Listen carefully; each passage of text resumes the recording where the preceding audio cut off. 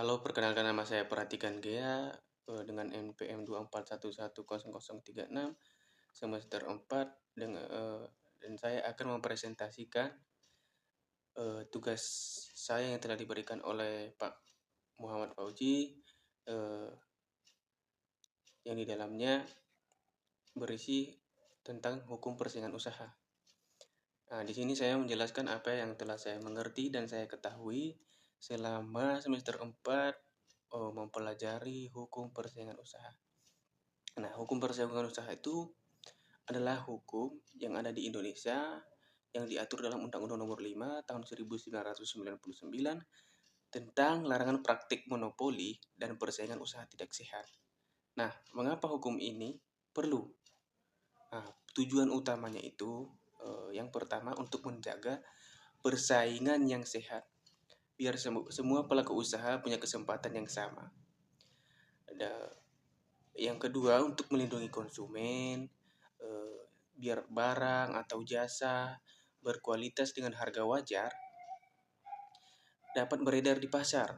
Nah, yang seterusnya untuk mencegah dominasi pasar, biar satu atau dua perusahaan tidak semena-mena atau menguasai pasar semau mereka. Dan yang seterusnya untuk meningkatkan efisiensi dan inovasi perusahaan. Perusahaan jadinya ada tantangan tersendiri yang memaksa mereka untuk lebih kreatif. Dan karena ada saingan itu sendiri, perusahaan-perusahaan ini tadi merasakan ada semacam tekanan yang membuat mereka juga lebih bertumbuh begitu. Nah, apa sih monopoli? Nah, monopoli itu adalah pelaku usaha yang menguasai produksi atau pemasaran atau barang tertentu. Contoh nih, menentukan harga sendiri karena tidak ada saingan. Nah, apa sih persaingan usaha yang tidak sehat itu?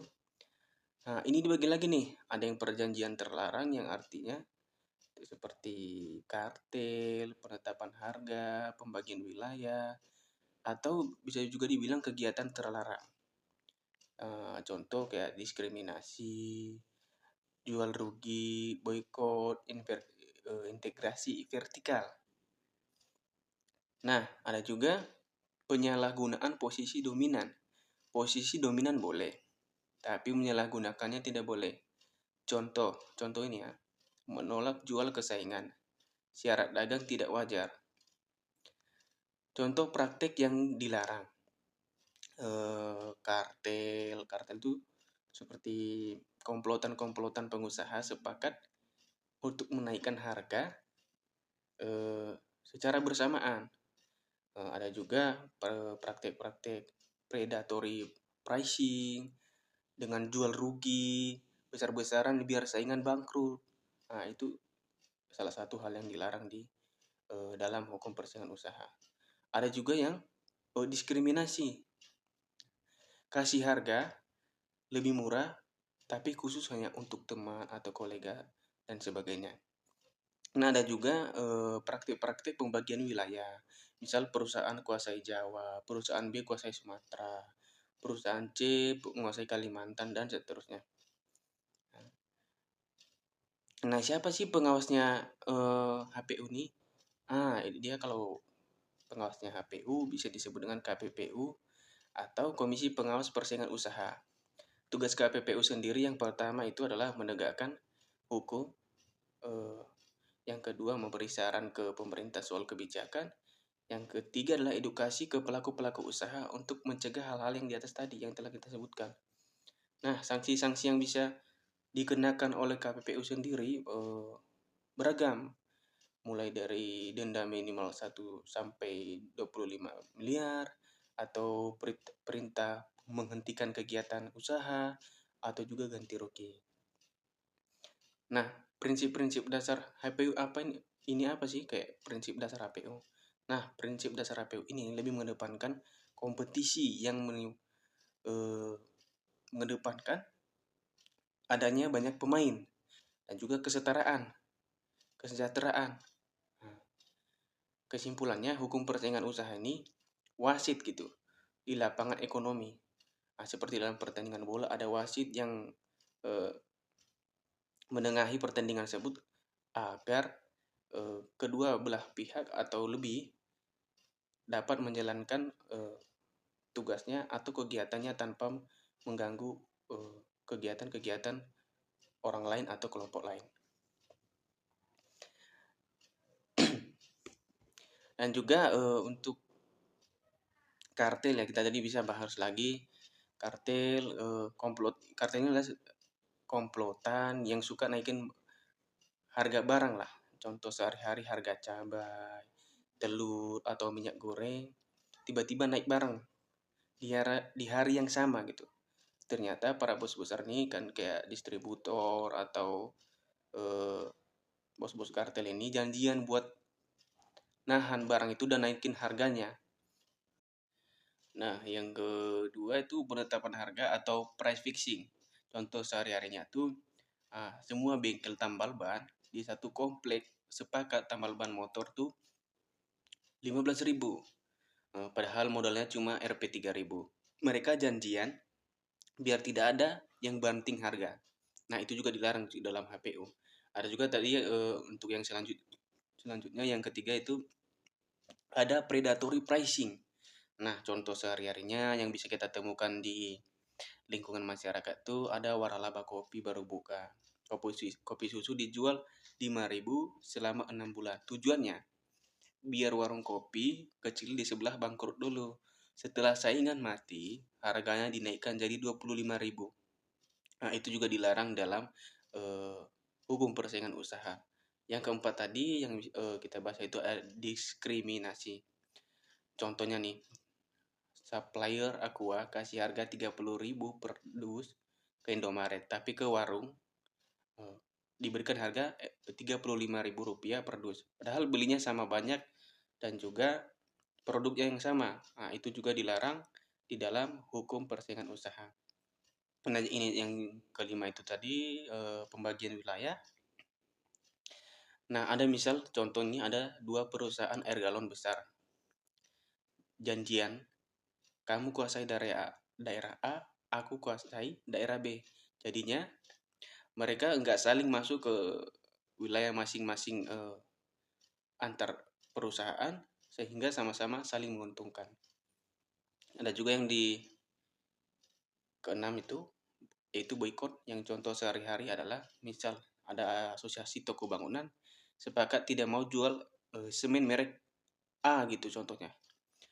Nah, karena mereka jual itu langsung ke konsumen dengan harga yang lebih murah. Nah, itu dilarang juga. Yang ketujuh itu adalah penyalahgunaan posisi dominan. Contoh sehari-hari ada aplikasi ojol yang sudah 80% kuasai pasar. Tiba-tiba potong komisi driver jadi 30% plus wajibkan driver hanya boleh ambil order di aplikasinya. Driver tidak bisa pindah karena tidak ada saingan lain. Yang kedelapan itu ada juga integrasi vertikal yang merugikan. Contoh nih sehari-hari, perusahaan mie instan punya pabrik tepung sendiri. Dia jual tepung ke pabrik lain dengan harga mahal banget, tapi ke pabriknya sendiri murah. Akibatnya pabrik mie lain tidak bisa bersaing.